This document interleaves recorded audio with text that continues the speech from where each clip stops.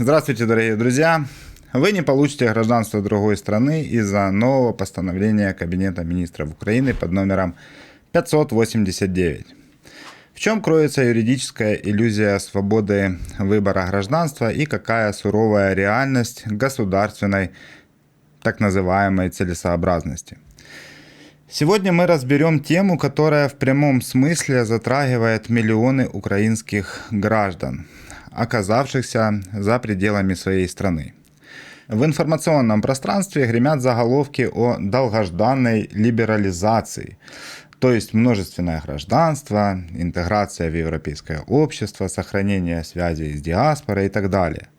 Государственные спикеры рапортуют о прорыве, но что скрывается за глянцевым фасадом этих реформ? Мы сейчас проведем глубокий правовой анализ и покажем, почему недавние шаги исполнительной власти фактически превратили украинский паспорт в инструмент неразрывной юридической привязки, лишив граждан легального права на выход из подданства. Ставьте лайк, подписывайтесь на канал, пишите больше комментариев и давайте вместе разберем весь этот юридический парадокс. Начнем с реальных фактов, которые не принято афишировать на официальных брифингах. Формально, согласно статье 18 Закона Украины о гражданстве, процедура выхода из гражданства существует, она легальна и она прописана до мелочей. Но ловушка, как всегда, кроется в правоприменительной практике. Чтобы запустить этот процесс, человек должен выполнить 3 строгих условия. Официально оформить выезд на постоянное место жительства за границу, получить паспорт или гарантии предоставления гражданства от другого государства и не находиться, естественно, под уголовным преследованием в Украине. На бумаге это выглядит как стандартная бюрократическая лестница. В реальности же это стена, которую невозможно преодолеть. И тут вот главный юридический парадокс заключается в том, что финальная точка в этом процессе ставится не чиновником в миграционной службе и не консулом, например, в Берлине или Варшаве. Окончательное решение принимает исключительно президент Украины путем подписания соответствующего указа. Без его подписи заявление гражданина не более чем пачка макулатуры в архиве. И вот здесь мы сталкиваемся с феноменом тихой блокировки. Работа профильной комиссии при президенте, которая обязана рассматривать эти ситуации, фактически парализована.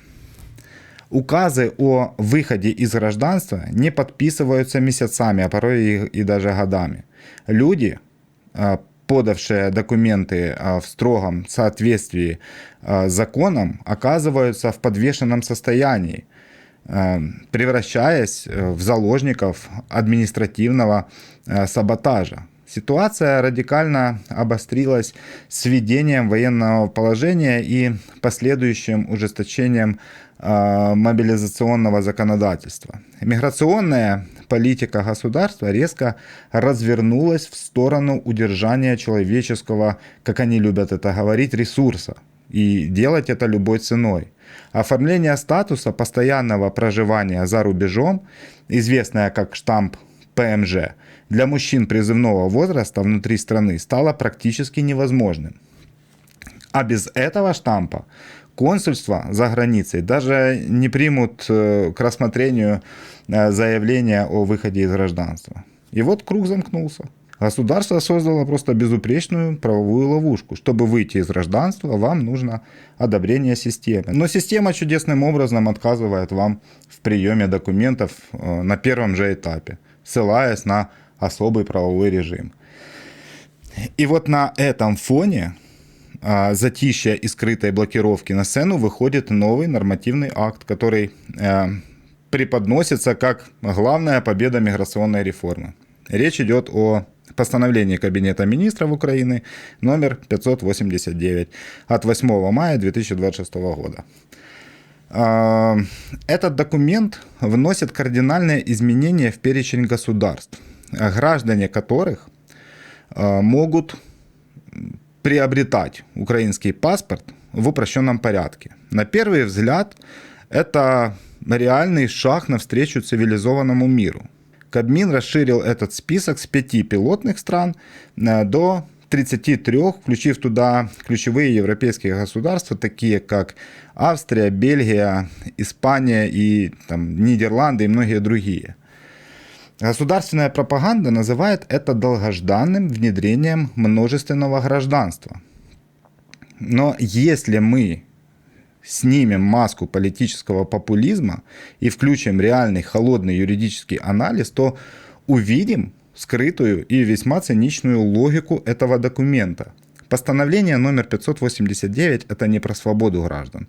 Это попытка легализовать статус-кво и одновременно закрыть вопрос о выходе из гражданства навсегда. Логика исполнительной власти проста. Зачем подписывать указы о выходе из гражданства и терять людей, если можно просто разрешить им иметь второй паспорт? Таким образом, государство как бы говорит своим гражданам за рубежом: мы разрешили вам интеграцию, живите сколько хотите в Европе, берите местные паспорта, но украинский документ остается у вас навсегда. Это не либерализация, это юридическое закрепление обязательств перед государством, от которого невозможно отказаться. И здесь мы подходим к главной критической уязвимости постановления 589, которую правительство предпочло проигнорировать. Данный нормативный акт работает исключительно в одном направлении – в правовом поле Украины. Кабмин может утвердить список хоть из 100 стран, но он не способен изменить суверенное законодательство других государств. И в этот момент миллионы украинцев за рубежом сталкиваются с жесткой реальностью международного права. Существует целый ряд государств, где до сих пор действует принцип жесткого одиночного гражданства. Это страны, для которых отказ от прежнего паспорта является фундаментальным, абсолютно бескомпромиссным требованием для натурализации. Среди них Австрия и Нидерланды, которые Кабмин так гордо внес в свой список. А также еще есть страны Азии, например, Япония, Южная Корея, Сингапур и другие. Список стран, где двойное гражданство в целом запрещено или сильно ограничено, мы детально разберем в одном из наших следующих видео. Поэтому обязательно подписывайтесь на канал и жмите колокольчик, чтобы не пропустить важную информацию. Но вот что же происходит с украинцами, которые, например, годами живут, работают и платят налоги в Вене, в Австрии, да? Они полностью соответствуют критериям австрийского государства, выучили язык, интегрировались и, соответственно, подают документы на гражданство. Это их право, они хотят этого. Австрийские власти одобряют их кандидатуры, но выставляют законное требование. Принесите, пожалуйста, справочку о том, что вы больше не являетесь гражданином Украины. И вот люди идут в украинское консульство, и тут они упираются лбом в глухую стену. На законодательном уровне Украина кивает на постановление номер 589 и концепцию множественного гражданства. А на практике заявления о выходе из гражданства либо не принимаются из-за отсутствия военно-учетных документов или данных, либо годами лежат без подписи на столе в Киеве. И в итоге постановление Кабинета министров под номером 589, вместо того, чтобы помочь своим гражданам, превратилось в прямой барьер для их интеграции в странах с жесткими правилами одиночного паспорта. И вот возникает глубокий правовой тупик. Люди не могут стать полноценными гражданами новой страны, потому что их прежнее государство заблокировало процедуру выхода, прикрываясь популистскими лозунгами о множественном гражданстве. Украинская реформа помогла лишь той части диаспоры, которая находится в странах, лояльных ко вторым паспортам, вроде США, Канады или реформированной Германии. Но для жителей стран с консервативным миграционным правом эта реформа стала приговором, навсегда запершим их в статусе иностранцев. Давайте посмотрим на эту проблему немного шире, через призму национальной безопасности и обязательств. Почему же государство так держится за паспорта людей, которые фактически уже давным-давно не живут в стране? Ответ лежит на самой поверхности. Это обязательство и мобилизационный ресурс. Государство – это не просто синяя книжка с трезубцем, это взаимная правовая связь между физическим лицом и государством, порождающая взаимные права и, соответственно, обязанности. Пока у человека есть украинский паспорт, он остается субъектом украинского права. На него распространяются указы, законы о мобилизации, налоговые требования и обязанности по воинскому учету. Независимо от того, где он находится физически, во Львове или в Токио, заблокировав выход из гражданства, власть сохраняет за собой правовой рычаг давления на миллионы людей. В правовой доктрине существует понятие права на смену гражданства, закрепленное во Всеобщей декларации прав человека, это в международном праве. Статья 15 этой декларации четко гласит: никто не может быть произвольно лишен своего гражданства или права изменить свое гражданство. И это на международном уровне принято.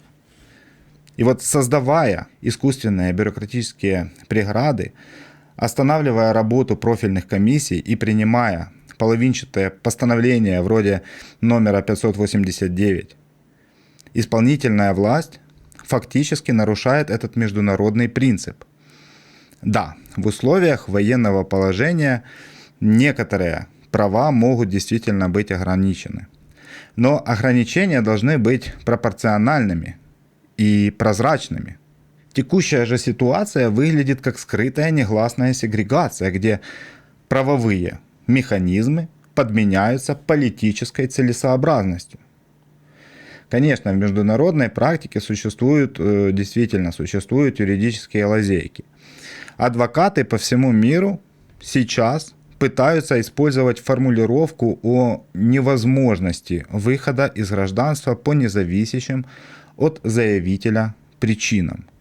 Некоторые европейские ведомства, видя, что украинские консульства физически не выдают справки об отказе от паспорта, идут навстречу мигрантам в индивидуальном порядке. Но это исключение из правил, требующее месяцы судебных, а иногда даже годы судебных разбирательств и тысячи евро на юристов.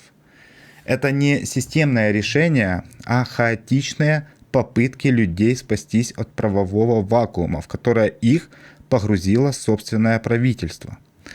Поэтому постановление Кабинета министров номер 589 от 8 мая 2026 года – это классический пример регуляторного акта, который решает тактические задачи государства, но полностью игнорирует стратегические интересы и права конкретного человека.